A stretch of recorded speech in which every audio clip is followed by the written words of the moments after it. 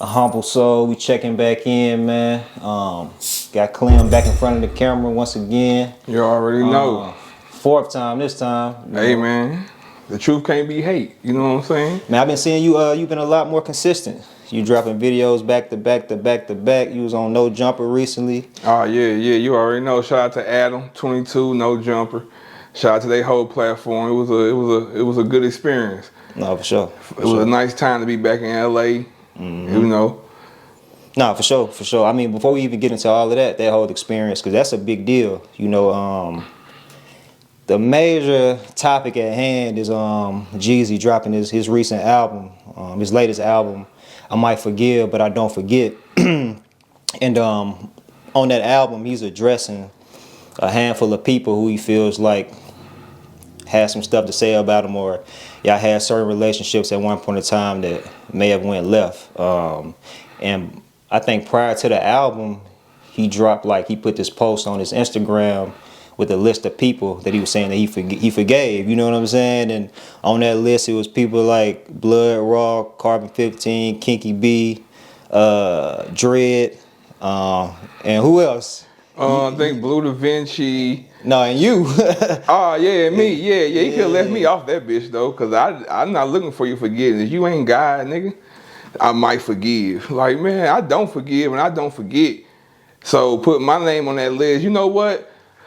I felt bad for a couple people's name on that list because I felt like I got their name put on that list because I've been talking my shit. You know what I'm saying? So you know, but I don't blame myself for that shit. That's what he wanted to do. He was reaching. We talking about the same nigga. He only sold 4,000 motherfucking actual copies. Damn. Yeah, I checked the numbers already. 29,000 streams. Damn. Like, come on, man. I did 29,000 streams on my YouTube and 4 videos probably. Yeah, you been going crazy with the videos. But you know, he was reaching. You know, if you listen to the album, you know, he was talking about shit. But everything is like false on that motherfucker. Like, he ain't get no straightening. One thing he said, what if everything they saying is true? That's all he said. Other than that, he was just trying to be disrespectful to me. Cause I'm the only one that he was being disrespectful to. Cause I'm the only one you really can be disrespectful to. Cause you really ain't got nothing else to really say about me, but to say some shit. You feel me? Yeah. Like, and even with that shit, the only thing I didn't like, the nigga said I left with his shit. What did I leave with?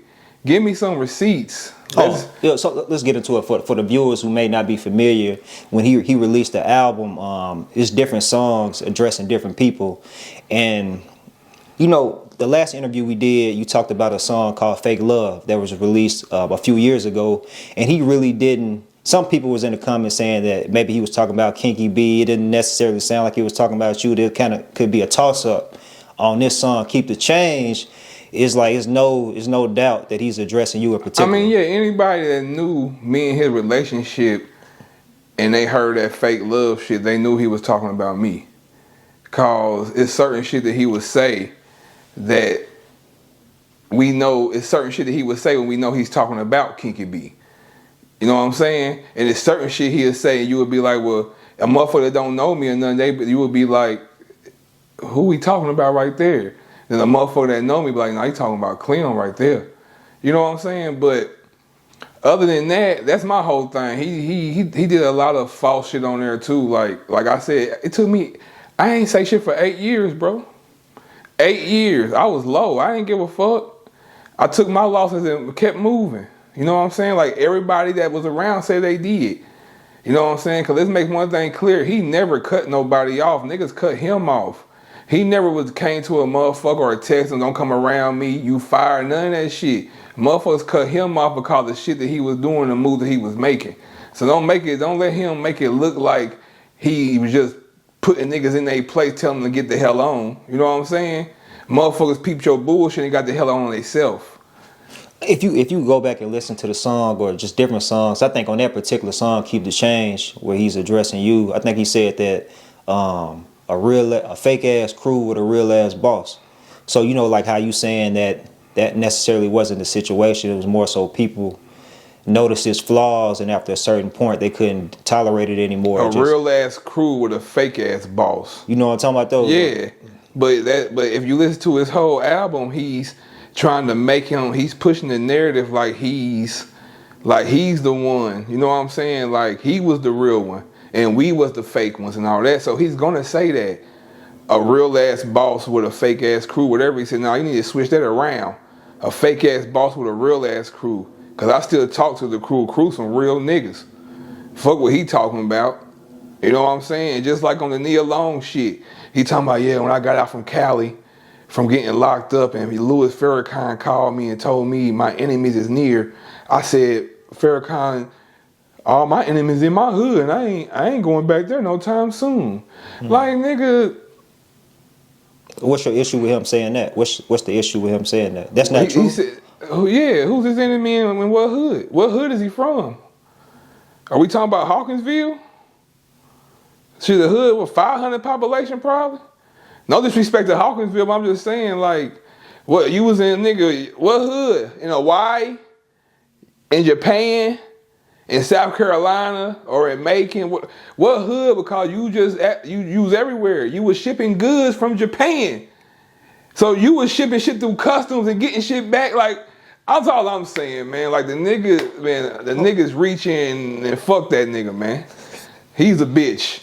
He called me a bitch. He's a bitch. Hold on, Clem. So, just on a professional level, just getting back to the song before we move forward. You know, what I mean, I'm gonna let you get your stuff. It's nothing professional when it comes to me and him no more. Okay, this is what I'm gonna say. I'm just saying, like, when it comes to me and him, like, the gloves is off. Like, I ain't got no love, man. Like, but this is what I was gonna say. I ain't professional. I ain't big in the bigger man. You done made all of that clear, man. Yeah, you started from the first interview, bro. But what I was gonna say is, for the people who may have not heard the song, right? He pretty much said that, you know, like, you was a leech. Yeah, he said that, you know, a leech is somebody who's around and asks for shit. You know what I'm saying? He said you was living rent free. Leeches are people who's around and ask for shit. Everything that he did for me, he did because he wanted to. I never asked him for no jewelry. Never asked him for no car. I never asked him to live with him. I never asked him for shit. He asked me to do everything. You know what I'm saying? He bought the car because he wanted to. He bought me jewelry because he wanted to. I wasn't sitting around there begging for no jewelry, because anybody that know me, no, I always played the back. You can, nigga, go find a Jeezy video that you can really find me in. You know what I'm saying? Everybody know I didn't want that shit. I was there causing the movement and what we had going on as far as a family and brotherhood, you feel me? Because if I was a leech, I would have been asking for shit a long time ago, early on.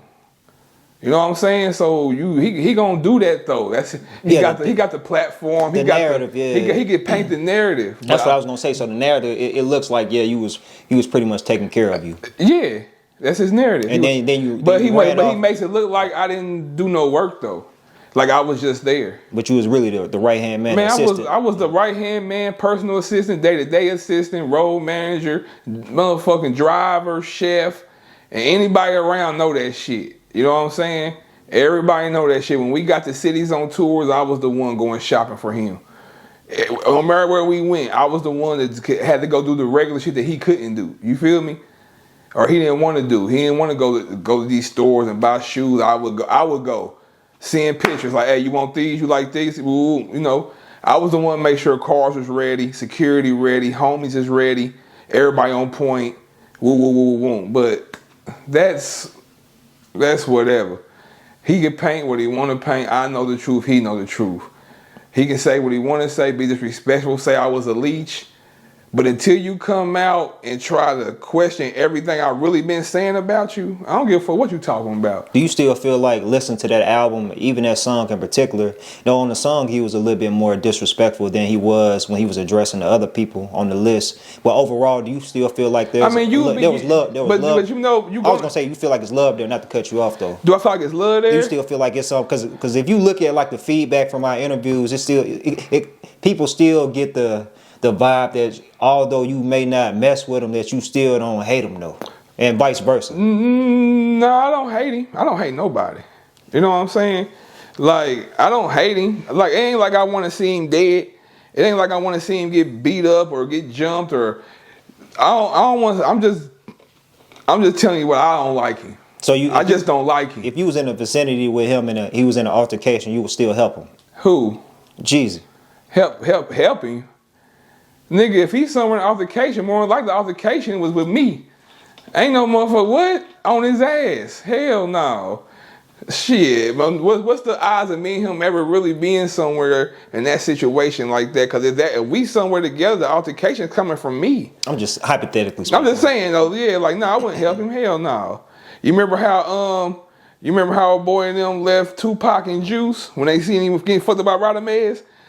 That's what I was gonna do if I see his ass getting whooped. Man, let's get up out of here. Fuck that nigga. Yeah. I mean, he did. Yeah. I mean, so aside from you, how do you feel about him addressing people like you said? Is a song about Blood Raw and Slick Pulla, which I found it interesting because on the one end he was like, man, here go your Christmas gift, man. You know, I know you've been wanting me to respond to you. He was speaking of Blood Raw and how he felt like he was in competition with him. And but see, that's another thing. Like, if ain't nobody seeing Jeezy's bitch ass moves, they just fans. Cause how you gonna say Merry Christmas is what you wanted? No, this man is coming out telling his story while his career ain't at where it's supposed to be. And you still trying to make it look like it was everybody else. You know what I'm saying? Let's just be 100. If you would have took them niggas on tour, they would have probably left the tour with 300,000. Let's just be real. And that's just being real. You cut the tour off. Told Kinky B you didn't want to do the tour with them niggas, go do it by yourself. But then you want to go around and say niggas' names like nigga kept on getting in trouble and going to prison and shit. You know what I'm saying? Oh, that was Slick Pulla. Yeah, but he paint that narrative. But one thing about it, I'm gonna be for real. Whenever Slick went to jail, whatever he had going on, it was for CTE. Everything he did, all the shit that he was doing, Slick was in the field more than anybody. You know what I'm saying? Pressing niggas' lines about shit, about CTE. You know what I'm saying? So let's just keep it 100. He keep trying to paint this narrative. Like, nah, nigga, if you did what you supposed to do and had niggas on the road and going on tour, nigga wouldn't be able to get in trouble. You feel me? Let's just be real. So you feel like all of that was based around him not having success musically, Slick Pulla? No, Slick Pulla, you gotta understand, Slick Pulla, a lot, yeah. Him getting locked up, yeah. Yeah, because he had a boss that didn't stand behind him. Now, what did you think about his explanation behind why he didn't? Did you listen to that song? Okay, it's a song where he said pretty much, yeah, he was rapping. He mentioned like Shawty Red on the beat, but I'm still in the streets. So he was like, Slick getting in trouble was bringing heat to him because he said like old dog had got indicted around that time and it was just a lot going on. So he said Slick was about to see he keep painting the narrative. What's that got to do with Slick? Oh, this is what I was gonna say. So he was saying it was challenging for him to continue to push him as an artist while still trying to stay free and not getting caught up in that whole BMF stuff. You know what I'm saying? Because he said the eyes was already on him. So he said it was challenging for him to deal with his problems and deal with Slick's problems at the same time. So he built like some type of resentment. For one, man, let's just quit it, man. When he got signed to Bad Boy and Def Jam, that street shit was behind him. He was done. When Meech and them got locked up and he didn't, it was over. You must not be part of you must not be part of the fucking RICO. You feel me? Because if you was part of the RICO, they would have came. You know what I'm saying? You must not be part of it, nigga. You made it out. And you keep trying to make it look like, oh, I was just so stressed out. Nigga, no, you weren't. We was with you every day. You was having the time of your fucking life. Let's just be real, man. We all was. But he trying to make it like he was. For one, Slick is his own man. Slick, everything Slick went through, Slick took that shit on the chin. Slick never cried about that shit. You know what I'm saying? Still to this day, he ain't crying. He don't give a fuck. And that's one thing I know. Slick stood 10 toes on everything. Never folded. But you had a boss that looked at you crazy when you did shit on behalf of the crew. But ain't this what you told us to do? now that we doing it, you want to act like some other shit, man. The nigga just faking a fraud, man. So was the Waka Flocka incident in Walters, that was just the only like publicized incident, so it was other situations? Yeah, that was not really, because you gotta understand when we was. I'm talking about Slick Pulla. Yeah. I mean, no, there's a lot more shit I ain't never talking about. Like, I'll take shit to my grave. But other than that publicized shit, yeah. Like, Jeezy was mad about that shit. We in Miami, Slick had just got out then, and they was at Walters and caught the niggas and got on their ass. That's what's supposed to happen. Didn't nobody get killed. Wasn't nobody, we ran across each other. Our crews collide, motherfuckers. That's what it was. He was mad about that bullshit. You say y'all was in Miami when y'all... We was in Miami when we heard about that, yeah. So you remember that day? Hell yeah, I was happy as hell. I was like, hell yeah, caught them niggas. Like, for real, Jeezy, like, man, all he did is put them niggas back in the spotlight, man. They gave them niggas some light. Ooh, I was like, what kind of light? Slick just blacked this nigga eye. Well, ain't no light. That's a win for us. Better be glad Slick didn't shoot them niggas, nigga. You know what I'm saying? But I'm glad he didn't either. Shit, because Jeezy would have left his ass in there. He keep talking about $10 million bill he paid. Man, you doing a life sentence. Jeezy got to pay $10 million on him to get a motherfucker out. I tell you that much. And so speaking of that, it's another song where he addresses Dread. Dread did some interviews. I had an opportunity to chop it up with Dread. He did some other interview on Camp Capone, dope interview. I think it's Ugly Money, dope interview, and he was open about like how they got locked up in the Bay Area. After that whole situation where unfortunately a dude was killed, they found a chop on the bus. It was Dread chop. But anyway, man, long story. Dread don't get locked up, but Dread was in the hospital. He just got shot in his hand. I thought that was after that though. See what happened? I thought it was from the Bay Area. Then they went to Cali. Then they went to Cali, and that's where. And then when they left the Cali shit to go, and that's when they got popped. Okay. Yeah. So at that time, Dre's in the hospital. But at the end of the day, like somebody called me about that shit and was like, "Hey man, you need to talk about that." Because he said the nigga left the guns on the bus and he wasn't doing his job or whatever. So how that shit happened, rest in peace to the guy that lost his life in the Bay. For sure. He got killed in front of the bus. He was coming to see us to give us money for a show, whatever. We ain't had nothing to do with that shit. Nobody had nothing to do with that shit from our crew or nothing. So by him getting killed in front of the bus, they searched the bus. They found guns on the bus. All the guns are legal. All the guns are where they supposed to be at. They let them go, right? So I guess in the midst of them letting them go the first time, I guess, some higher power motherfucker was like, nah, bring them guns in. Let's make sure they wasn't fired or whatever. So, but in the midst of all that, they went back to LA to do a party. Suge Knight got shot. Dread pushed Jeezy down. He played dead, but Dread got shot in the hand. He said it was on the song. He said it was a flesh wound. Who said that? Jeezy? On the song, yeah. Yeah, but Dread can even move his hand ain't even all the way healed yet. I was talking about the shit on the song. Jeezy said on the song. Yeah, but like he's gonna make everything look like it ain't what it is. And like something not to cut you. This is my last point about that particular about Dread. He was vocal in the interviews that he felt like he should have received some type of bonus or compensation for saving his boss' life.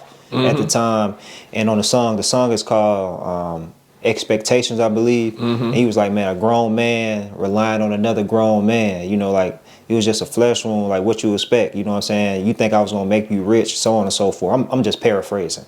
What do you think about that? No, but he wasn't expecting to get rich, but I guess he was expecting to get more than you gave him. You feel me? Just think about, I put myself in everybody's shoes.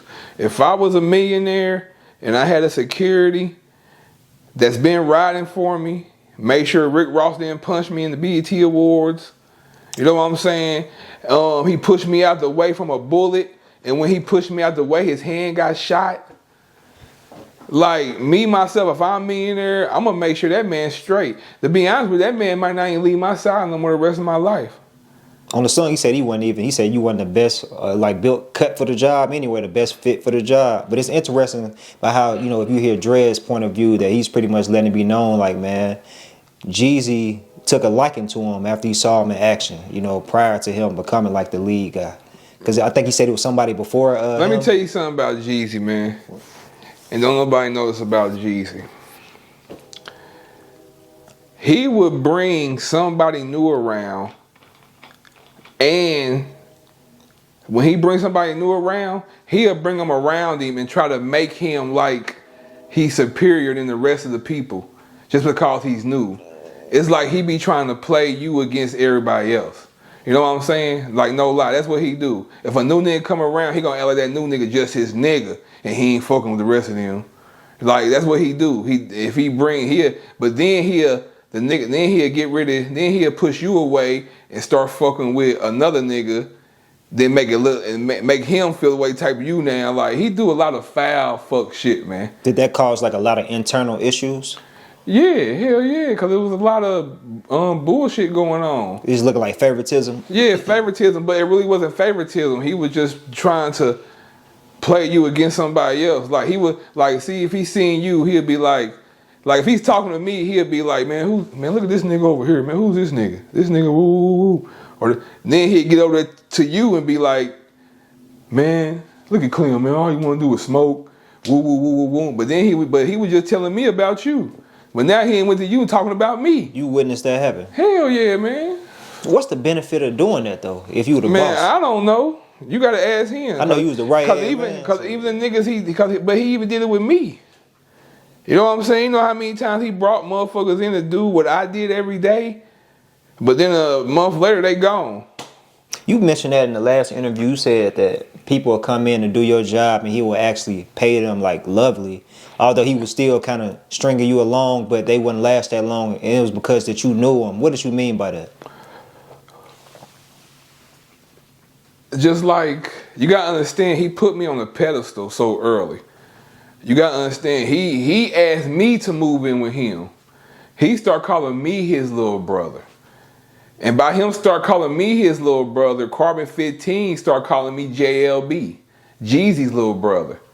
If you look at Dre's interview, he said when he first came around, everybody introduced me as, that's Jeezy's brother.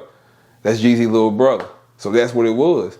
But he did that. I didn't ask for that. He put me on that pedestal. You know what I'm saying? But I think that he really was trying to keep me in a little brother's situation. Because as I got older, it wasn't about no little brother. It's about having my own and taking care of my family and doing shit for myself. You know what I'm saying? When I was 20, 21, 22, 23, yeah, it was all good, having fun, 24, 25, 26, 27, 28. Like, I was winning till I was 35. From 21 to 35. Like, come on, man.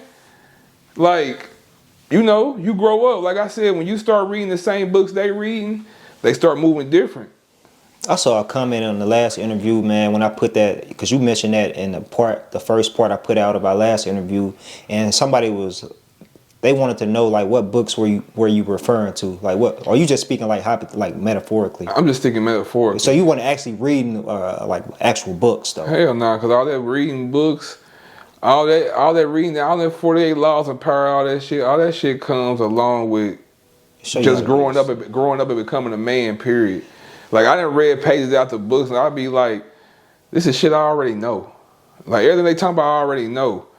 And some of that shit, if you using that shit on people you supposed to love, you's a sucker ass nigga anyway. It teach you how to be a snake, man. Yeah, that's why it teach you how to be a snake, yeah. I don't understand why people like hold that 48 laws of power in such a high regard, because if you really pay attention to it's some snake shit. It's crazy. It's some snake shit. And when I read that book a couple times, I was like, man, this ain't what you do to people you supposed to love. Now, for one, when I like Jeezy, like, he's such a bitch nigga, cause you don't abandon people you love, you abandon motherfuckers you use. You know what I'm saying? And he abandoned all of us because he uses all of us to a certain point till he didn't need us no more.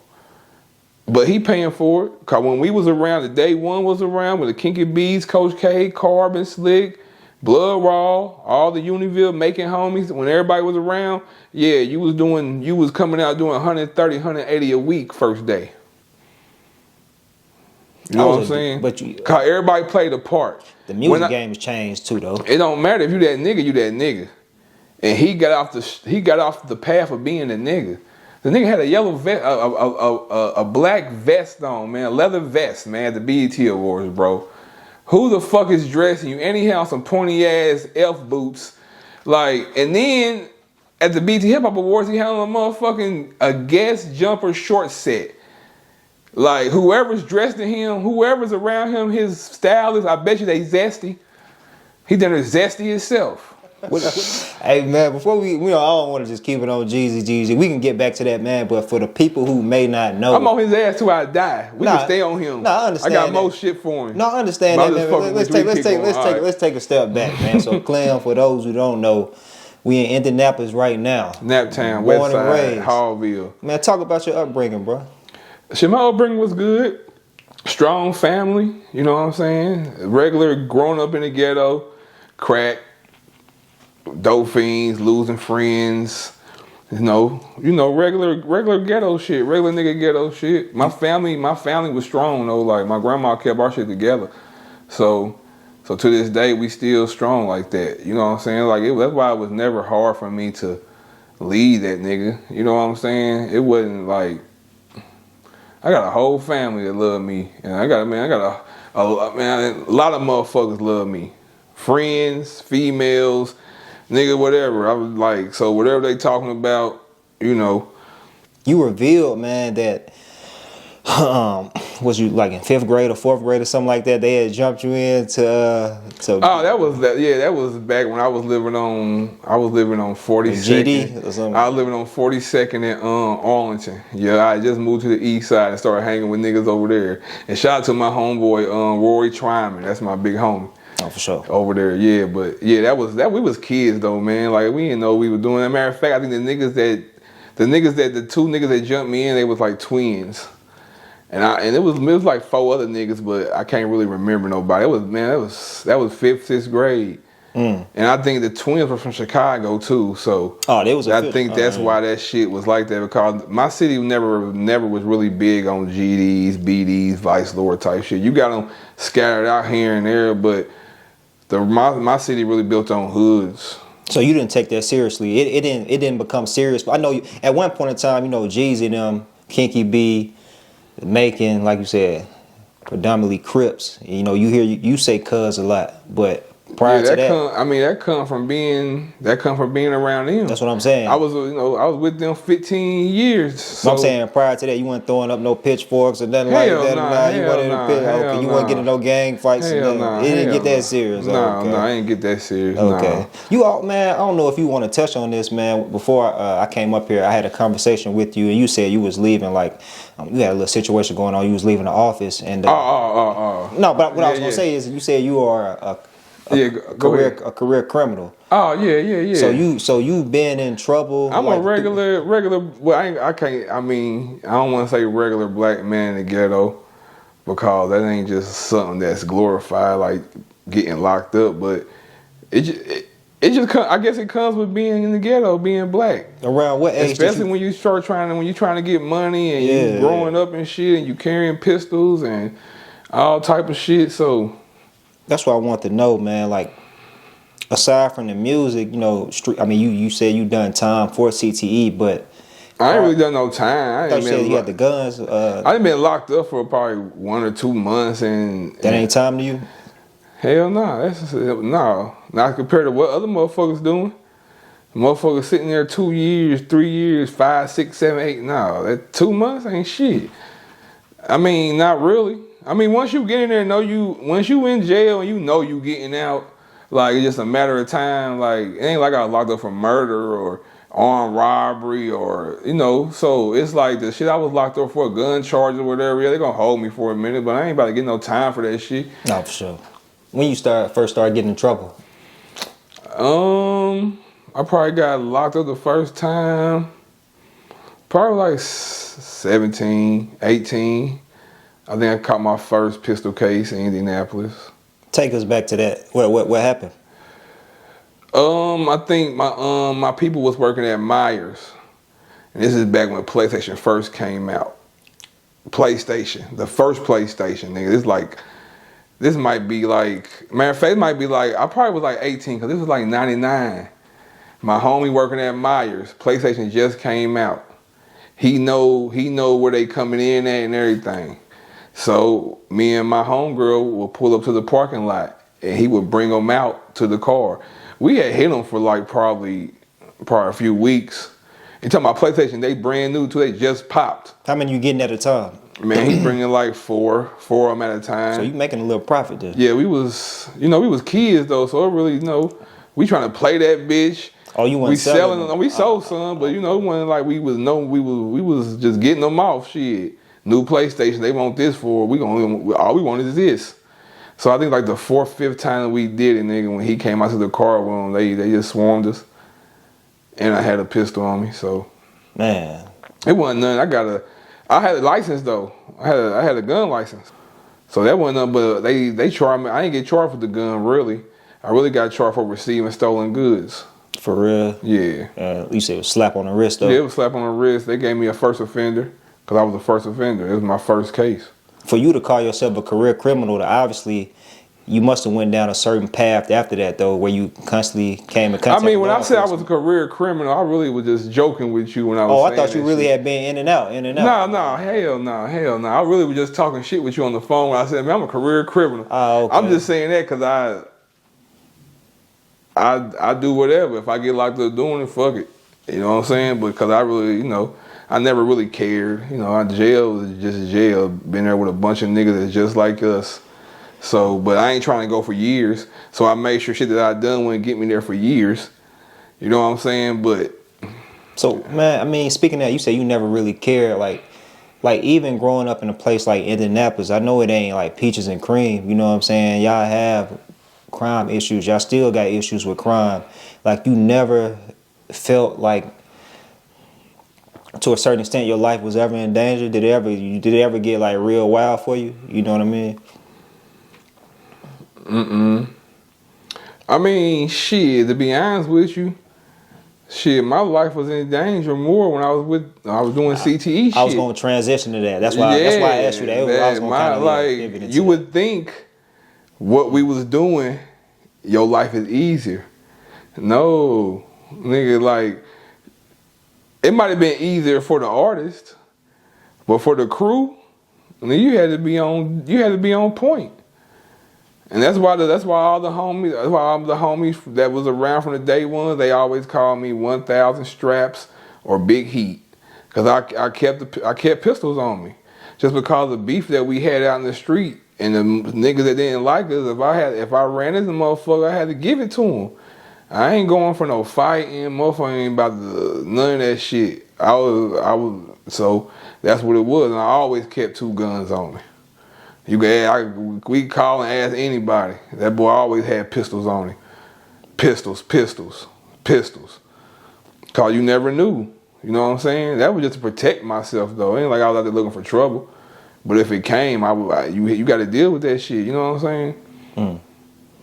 You say, and a lot of niggas was targets around Atlanta, man. Niggas was getting robbed, yeah. Shot. But I can say niggas never played with us like that. I never had an issue. That's a blessing. Like, it was issues, but like me running to shit by myself, or me seeing niggas and having a problem, having to get off, I never had to deal with that. It was always a respect level. It was always like, okay, I know he got it.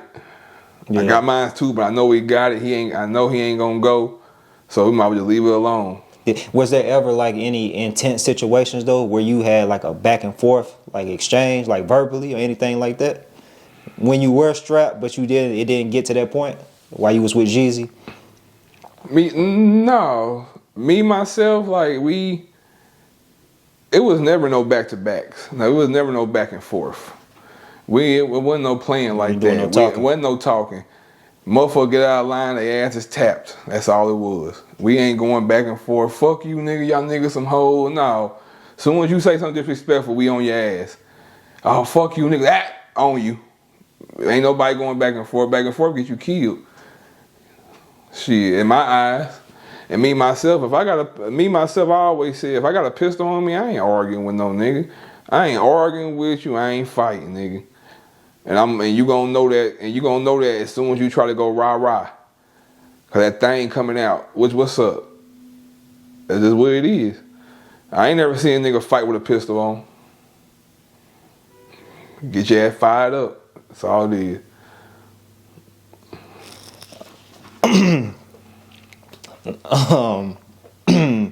So man, so you make the transition. So your upbringing in Indianapolis was cool. Although you had some hiccups here and there. Then you get the opportunity to link with your cousin, man. You go down there to assist, I guess, with the CT street team, and then it just blossomed from there. Mm-hmm. And then now you the right hand man. You know what I'm saying? Like you mentioned, man, I never asked you about this. You said you've had the opportunity or the experience to live in like poverty in the gutter, but also live in like houses in Malibu where you looking at the water and stuff like that, man. I'm just curious to know. I never had a chance, or I haven't had the chance yet to be in that type of, you know what I'm saying? Yeah, what was that like? You will be. What was that like, dog? I mean, like I always tell everybody, like, that shit was the best time of my life. Not saying I ain't having the best time now, because I'm still alive and I'm still here. And I'm still able to do what I got to do to get back to that level. But it just let me know where I can go. You know what I'm saying? I just ain't a local joker. I know what's out there. So, but that shit was amazing. That's just a one in a lifetime experience, bro. Like I don't knock nothing. Like when you asked me, I don't know if you asked me, but somebody said, if you can go back, what would you change? Yeah. I wouldn't change nothing. Not a motherfucking thing, bro. I had a fucking ball, and I'm still having a ball, bro. Like that shit was like, that's some shit that some motherfuckers would never see or do what I did, bro. You gotta understand, I didn't went on tour with Jeezy. Talking about, you know what I'm saying? Like I done been on tour with Wayne. I done been on tour with Drake, Nicki Minaj, Jim Joneses, and T.I.'s, and fucking who else? I was there. I seen this shit. I've been there. I've been there with all access pass to everything. I was right there. So that shit was one lifetime experience. And motherfuckers would say, well shit, if it wasn't for Jeezy, you wouldn't have had that. Yeah, that's right. That's why I'm telling my story. He's part of it. Yeah. You know what I'm saying? But at the same time, if it wasn't for Coach, I would have never met Jeezy. You know what I'm saying? If it wasn't for my first cousin, I would have never got invited to that life. Yeah, Jeezy took me under his wing, but Coach invited me to the party. His family, you feel me? So at the same time, everybody talking about I'm supposed to give him praise. I gotta give my family praise too. I ain't taking nothing from him. Cause a lot of shit that he did for me, nobody never did for me. You know what I'm saying? So it ain't about that though. It's about not keeping your word and keeping it 100. You can't tell me one thing for 15 years and one day you just switch up and tell a nigga while we in Miami sitting in the cabana and you tell a nigga, hey man, you know, this music shit, man, is real iffy right now. You might wanna find you something else you might want to get into. Okay. I found it. Now I'm here. So now you mad. Let's not forget that. Motherfuckers want to take away from that. I was the last one with you. I held you down through all the bullshit and all the motherfuckers talking shit about you. For you to sit me down, I've been with you 15 years, for you to sit me down and say some shit like music is slowing down, you might want to find something else to do. Nigga, I don't do music. The fuck are you talking about? But I see how you moving. A month later, I'm gone. Fuck you. What we had was fun. It's over with now. The next path in life. When you left, were you receiving calls from him? Yeah, they called. His manager, him. I didn't answer him. Matter of fact, I answered one call for the manager, the little African motherfucker. I answered one call and I know Jeezy. I know he was sitting right there. I know this nigga. That's how we used to do niggas. You know what I'm saying? He sit right there. I call whatever. But I know he was right there, and I was the most disrespectful motherfucker you wanted to talk to. I'll tell you that much. Were you I don't want to, not in a weak sense, but were you like heartbroken, bro? Like Nah. how everything if anybody was to ever talk to Coach, like all the years I was with Jeezy, I always seen Coach. I would go to his studio, the QC Studios, pull up. I would go to his house. He had a condo in Buckhead. Like, that was family. I knew, like, you know what I'm saying? He wasn't but a phone call away if I needed him. But I always told him, like, I'm just waiting on my time, cuz. I'm just waiting on my time. Because he going to do something to make me just get the fuck up out of here. Because he already doing it. Damn, you was already prepared for it. Yeah. Long before it happened. For one, man, you got to just watch what's going on. You know what I'm saying? Everybody was leaving. Everybody was cutting this nigga off. He tried like he cut niggas off. Now, niggas was cutting you off. You know what I'm saying? And I'm, you know, you sit back and watch as you what they say, you watch and you learn. You live and you learn. Like, and I was watching that shit. I was waiting on my turn because I see him changing by the day. You know what I'm saying? He going to get veneers. He going to get fake teeth and shit and all type of shit. Like, I was around when he got the teeth. I was the one that was driving him to the dentist's office. You feel what I'm saying? His homeboy had the same dentist. I think that's how he got him. Cause we used to go up there and the homie would be leaving. Like, you know what I'm saying? So ain't nothing wrong with getting new teeth. I'm just saying though, like, niggas, boy, it don't matter the bond or the history. Niggas switch up on you. And you said that, but it didn't bother you because you already saw it coming. Oh yeah, it didn't bother me. Yeah, cause it didn't bother me cause it ain't like I had shit anyway. That's what's what was I staying for? I already been with you 15 years. I ain't got shit. It's crazy. That's what I find like. But then, you know, on the album, he said I goddamn. You ran off. I ran off with some shit. What the fuck did I run off with? And he said you left. Nigga, what? Going through a hardship. Yeah. Nigga, what I run off with? Matter of fact, nigga. Somebody condo or something. No lie. When I got my own place, right, we had a bunch. I'm gonna say we because that's what we was. It was a bunch of furniture that we had, right?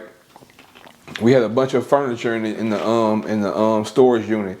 They fuck around, took all the shit because he didn't pay the goddamn bill, right? Oh, he probably ripping it. Did you normally pay it for him, or did he have you? No, he had accountants. Oh, okay. But they wouldn't. I guess whatever they was doing, they was fucking up. So they took all that shit. But my whole thing, he said, when I left, I took all his shit. On that song, he need to come with receipts. And he didn't come to he didn't pinpoint what I took, nigga, because I didn't take shit with a car and my clothes. And I got people to vouch for that shit. Like, for real. I was so broke, nigga. No lie, I was so broke. The shit that I did have was in a U-Haul. And I couldn't pay the U-Haul, and they took the U-Haul, nigga. If I'm lying, I'm flying. If anybody don't believe me, go ask Erica Bowen. She worked for us back then. She know about it. Because she the one that was trying to help me get the U-Haul back. And I said, fuck it, I'm going home. Fuck that nigga. I'm out.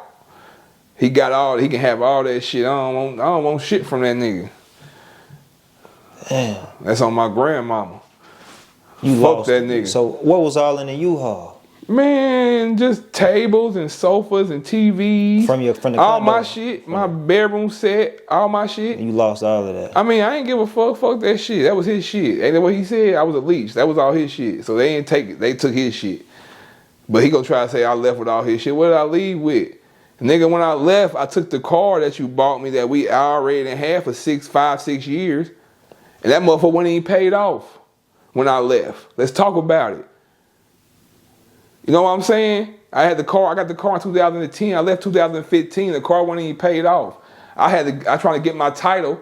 Oh, the accountant's telling me, well, the car's not paid off yet. We don't even got, I said I had this car 5 years. He ain't paid his car off yet. But they ended up sending the title.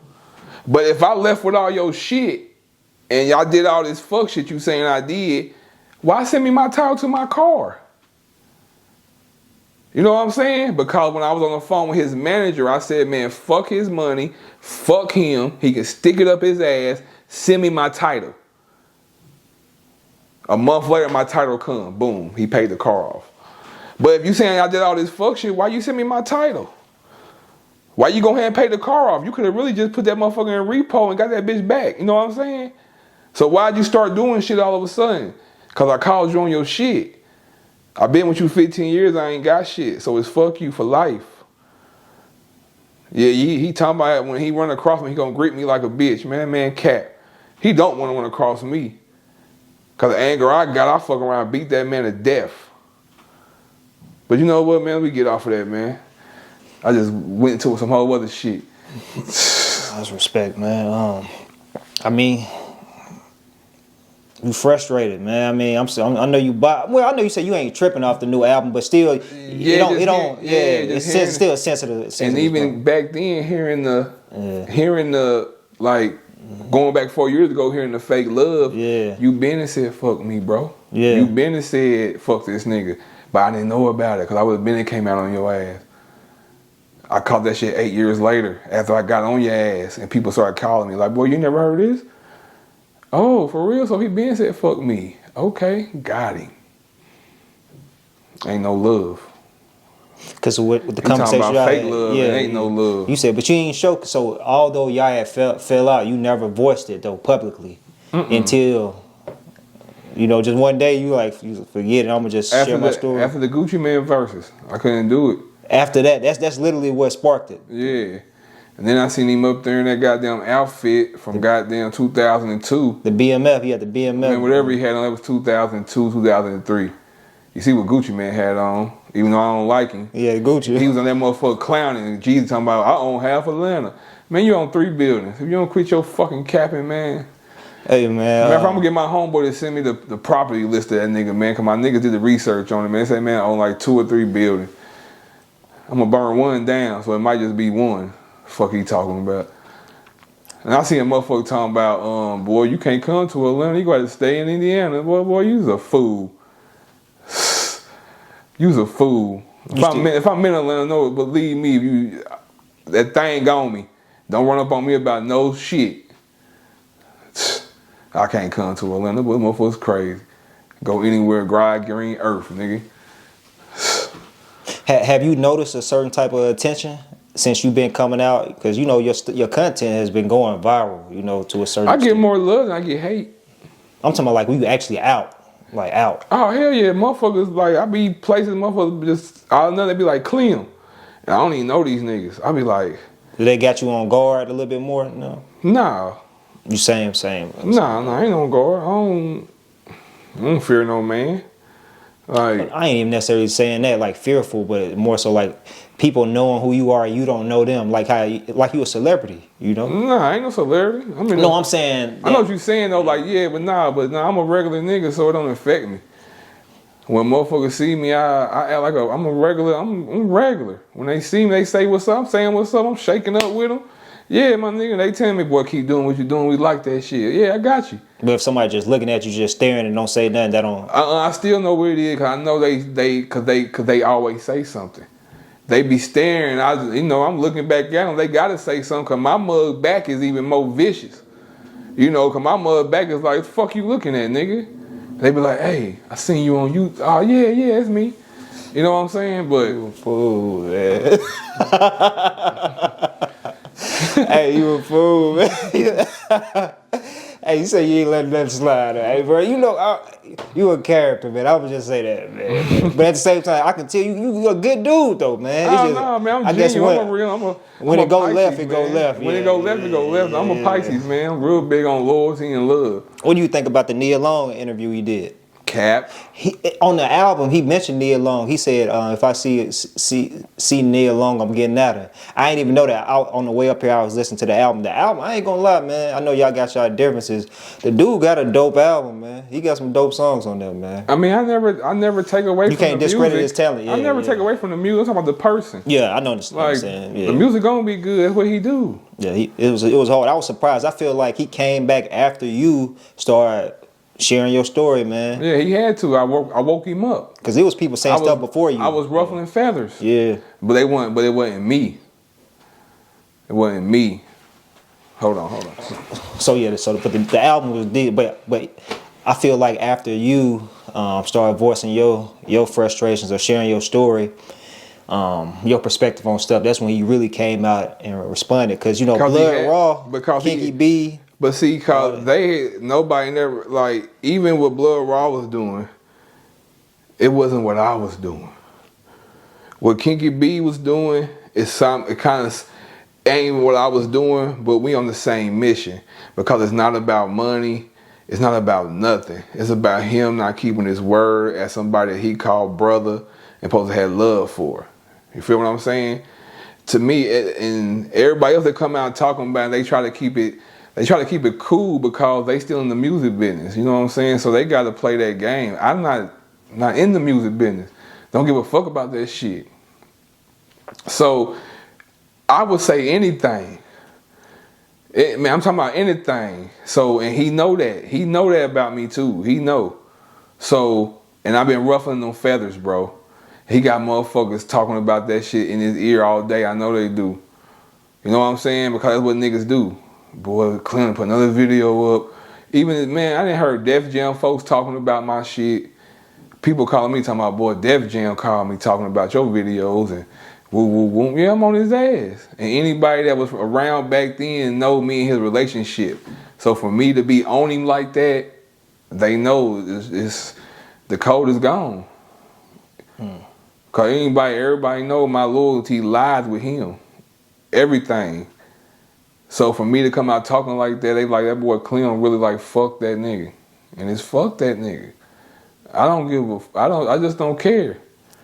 Like, but that nigga long shit, like he was on there just capping, bro. The nigga talking about he was in a deep meditation for like 45 minutes and he ended up in a field and went to a house and went downstairs and seen his young self crying in the corner and shit. Yeah. Like, come on, bro. You don't like, who the fuck you talking to, man?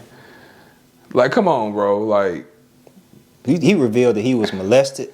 Man, he did. I mean, you know what? I can't touch on that because that's some other shit, man. That's like, crazy. That's man. Crazy shit. I don't think he ever put that in his music before. You know, man. You know, he said he molested by the babysitter. Was it a male or female? That's what we need to get to. Did he say female or male? I don't want to misquote him. So yeah, I don't either. But I think it would have stood out if he would have said a male. So, right, it probably would have stood out more. That would have been in the headline. So if it is a female, it's not molestation. In your eyes, it's what's supposed to go on. You showed me one nigga that was getting babysitted by a bad motherfucking babysitter, and you didn't want to touch her ass or something. You was getting in trouble because you might do it. You know what I'm saying? Just come on, man. Like, it could have been that's a nigga's dream. It couldn't have been an attractive one though. It could have been, you know, a scary. Man, it don't matter what it was, nigga. When you wanted to hit your babysitter if she wasn't family. I mean, you know what I'm saying? So, and he just be on there capping, man. Real niggas don't cheat. Like, come on, bro. Like, okay, you trying to win the long heart, huh? She was just with a real nigga. He cheated on her. Yeah. And nigga, you supposed to be a real nigga, right? That's what he called himself. Real niggas don't cheat.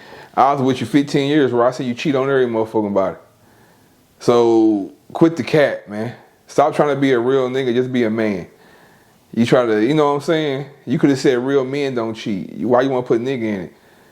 Cause I'm a nigga and I'm cheating on the bitch. Man, let me ask you this, Clem, like relationship wise, I know you're not, from what I understand, you're not married right now. I know you say you don't have any children at the moment. Do you feel like, man, say you got a woman who has been loyal to you, but you still slip up here and there, you know, do you feel like that's really like breaking the code though? Nope. I mean, being a man, quote unquote, what they say being a man, you know? Me being a man and growing up and seeing what I've seen and the women I had dealt with. Right. I feel like men should have multiple women. Just keep it real with them? Just keeping it real. Like, yeah, like, I think men should have multiple women. You need different personalities around. And so you can take your mind into a different space. Because if you with that one person all that time, you going to slip up, man. Like, you find me, I don't know, you find me one motherfucker ain't cheated. That's married? That's married. Maybe they ain't, you know, I can't say that because I know some. I can't lie. I know some. It's possible. But they are real men. They're not out here on nigga shit. The niggas I'm talking about that's married and don't cheat, they're not going to no clubs, no bars. They don't really hang out with their homeboys unless they just happen to hang out with them. They taking care of their kids at home for real. You know what I'm saying? That's the niggas I know that don't cheat. But the niggas I know that cheat, they out. They outside. You know what I'm saying? What they say, Ruchies, get your pussy. For sure. I mean, man, you mentioned something recently, like I mentioned, man, your YouTube channel it's been going up. You know, you been consistent, like back to back to back. Really, after this album dropped, man, like you seized the moment. You know, it's like, man. Oh yeah, cause he gave me the green light. You on No Jumper, so on and so forth. No Jumper. Yep. I wanna mention, like, one of the videos you did recently was about Ralo, a rap, ATL rapper Ralo, who he was locked up for a few years. He got out. You know, while he was locked up, like a video, like a phone conversation leaked where he was talking to his homeboy. His homeboy was saying that he was cooperating. He said he had to make it juicy for him and all that. Y'all remember that video? The homeboy said, man, you let the feds go through your phone, man. Why you let the feds go through your phone? He said, what you want me to do? They caught me with everything. They caught me with everything, But anyway, they forget that shit. But, you know, welcome home, because I don't wish jail on nobody. You know what I'm saying? Welcome home to him, but he didn't have a hit record when he left.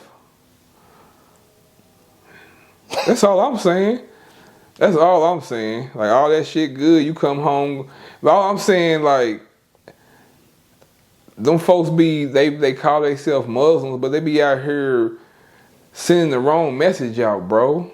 Like, all that Muslim, all that shit they be saying, but then all of a sudden you on gangster shit at the same time. Like, come on, man.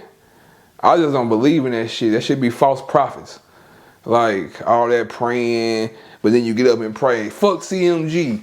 We ain't fuck with Dolph World. Like, come on, man. Thought you was just Allah Akbar. Like, god damn. What you want to do? You gonna either be over there or over there. If you over here, you supposed to be uplifting the brothers. You supposed to be like, you know what, I was Dolph friend. You know, it's that he gone, but we don't know if they had something to do with that. But by me being Muslim, let me bring my brothers together and take away all the bullshit. You know what I'm saying? That's why I look at Muslims like people that try to bring the black man together and stop the separation, and all of us trying to be better than the next man when we can just all be together and be one. He came straight out of prison, straight on bullshit, man. I just don't like that type of shit. I can't stand for it. Did you have a relationship, or did you and Jeezy have a relationship with him prior to him going Ralo? to prison? Yeah. Ralo came to our video shoot with Dolph. We had a video shoot at my homeboy house, Little Sam, off of Cascade. And Ralo was there, fucking Dolph was there, Jeezy was there. I want to say Bankroll Fresh came. Damn. For real? But right after that video, like a few days later, Ralo dissing. Jeezy ain't real, that nigga fake as hell. You talking about the Vlad interview? I don't even know if it was Vlad, I don't know what it was, but I just know after that video shoot, he started hanging with Gucci Man. And next thing you know, Jeezy ain't real, Jeezy ain't sold no drugs. I've been around that nigga ain't no drug dealer, all that shit. You know what I'm saying? But then here go Jeezy on his new album, Free Ralo. Like, nigga, you's a bitch. Bitch. I ain't friends with nobody said fuck me before. Cause it's certain things you say to a nigga that you can't come back from. You know what I'm saying? Telling a nigga fuck you, you's a bitch, you's a hoe. You can't come back from that shit. You gotta stand on it when you see a nigga. That's all I'm saying. And that's word to Jeezy. You call me a bitch, stand on that shit. Don't stand behind the security. That's all I'm saying. Did y'all ever have any altercations when y'all were together, like working together? Who, me and Jeezy? Y'all lived together, you know? Nah, me and Jeezy never had an altercation. No argument or nothing? Never raised his voice at me. That's amazing. Never. We never had. If we did have something to talk about, it was real calm voices. Like, hey, bro, you can't be doing that. Y'all both was mature. Yeah, like it wasn't nothing like man to man. Yeah. It was never no. No. Nothing hostile. No, hell no. Not even when I crushed Meesh Porsche truck. He didn't go hostile. Really, when he found out that I did it, he just left it alone. Like, all right. Why you think he had that type of respect for you? Because I was always a thinker. I wasn't a stupid nigga. if I did something, it was always calculated, and if something happened, it was just something that happened. For sure. It's like it couldn't be. I can't think of the word. No, I feel you. I feel you. Yeah, I like feel you, know. it's just so you know how niggas do shit, and you be like, well, shit, if that nigga did that, he must have to do it. Yeah. You know what I'm saying? Because he just wouldn't make no move like that. He too smart. Man, before I ain't gonna hold you, man, but before we ended, man, you just said you crushed Meech's truck. So what happened? you wrecked his truck? Oh, that's when Jeezy, Meech gave Jeezy The Porsche truck. The Porsche truck, yeah. The motherfucker was midnight blue, had the midnight blue 26s on it, had the peanut butter guts in that bitch, and the whole dashboard lift up. You had to hit the hazard lights. You had to pull the windshield wiper thing like this and do something else, and the whole dashboard would woo. We used to keep all kind of guns and shit in that bitch when we had it. But yeah, me and my homeboy Dank, these are the Dines, shout out Big Dank, dump truck, you know what I'm saying? We was going to get some weed from my nigga E in Pittsburgh, and we was on 400 on the way back to the house, and this bitch jumped in front of me and hit her brakes. And you know, the Porsche choice of Cayenne S Turbo. I'm going dumb on the highway. I'm talking about 120 down there hitting shit, going through lanes. Bitch jumped in front of me, hit her brakes. I smacked her ass. All the air vents fell out. It didn't wreck the car though. The air vents just fell out. But her shit was kind of wrecked. So she was like, we was in the middle of traffic. Anybody know about Atlanta? 400 highway, rush hour? They know. So we in the middle of the highway, pulled over. So I tell the white bitch like, hey, she might go to this exit, get off this highway. She like, yeah. I was like, I'm following you. She know I'm in a Porsche truck. We looking like money, so she ain't tripping. Man, that bitch went to that exit, man. I hit the motherfucking side. 200 to my exit. Got that bitch, put that bitch in the garage. I called Porsche. Like, hey, my air vents fell out the bottom. Ooh, how much they cost? They were like, how many fell out? I was like, all 4 of them. They was like, they 20 a piece, $100. I said, that's all? Porsche place. The same day. Put the vents back on that bitch and parked it. That's crazy. Then when Jeezy came home, I let him know what happened though. I didn't hold it from him. I was like, hey, cuz I drove the Porsche truck and I wrecked it. You know, he said, man, I can't be driving that motherfucking truck, man. Feds looking for that truck. You know what? Maybe I said too much right there. I'm gonna leave that alone. Oh, for sure. Nah, Clem, man, another classic, man. You know, appreciate you chopping up bro. with me, man. You already know. Man, what's next on the plate for you on the horizon, dog? Man, I'm about to start. I'm still doing the YouTube, the Clemenza Clem. Make sure y'all go check that out. Like, comment, and subscribe. Clemenza, aka Clem. And I got another page called Original Corporate Thugs Podcast. And I'm about to start doing some shit on there where I'm bringing the homies to talk. From CTE? The homies. That's gonna be interesting. Yeah, so I'm trying to make it to where I'm about to like, now that I'm making money, I'm about to be spending some of the money giving it to them to come and talk on my shit. Real talk. I'm gonna spread it. You know what I'm saying? I see you have to set up in your room. It's like a room with the Easy and all them in the back. Oh yeah, that's this room I got. Yeah. You getting more organized and you becoming more consistent. Nothing's overnight. Yeah, you know what I'm saying? But you sticking to it though, and people like your stories and your personality. Yeah. I got to. Yeah. No, for sure. But this has always been me, man. Like what motherfuckers seeing on camera is just me, and anybody that know me know that's me. Ain't no character. Ain't no character. That's just me. No on and off switch. Yeah. Every day, same person. I'm gonna wake up every day happy, bro. No, for sure. I don't give a fuck with nobody. I wake up every day happy, bro. It's a blessing still to be here. I ain't, you know.